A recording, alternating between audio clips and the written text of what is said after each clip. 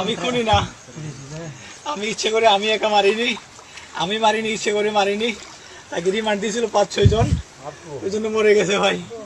আমি একটা ছেলে, বয়স কত হয়েছে ছেলে? 32 হবে। 32। টেকিটা জুলুম করছে? ও চিন্তাই করছিল। হ্যাঁ, চিন্তাই করছিল, চিন্তাই, এটা চিন্তায় টাকা চিন্তাই করছিল একজন। টাকা চিনছে না, টাকা চিন্তাই করছিল। আচ্ছা, তার জান তোমরা চিনে দিছো? না, আমরা জানি নি, আমরা হাসপাতাল নিয়েছি, আরো পাবলিক মারছিল, আমরা হাসপাতাল নিয়ে দিছি, কিন্তু ওখান থেকে সে মরে গেছে। এটা হাসপাতাল নিয়ে আসে তুমি?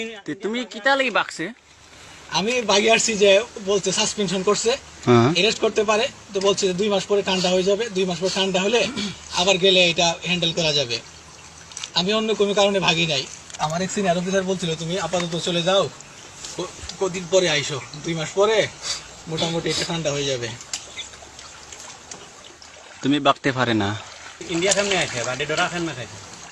ইন্ডিয়া একটা পরিবার আমাকে বলছিল যে তুমি এখানে গিয়ে থাকো। কোন জায়গা? ওই যে মাঝের গাঁও, এখানে। হ্যাঁ, গোলাগঞ্জ। গোলাগঞ্জ।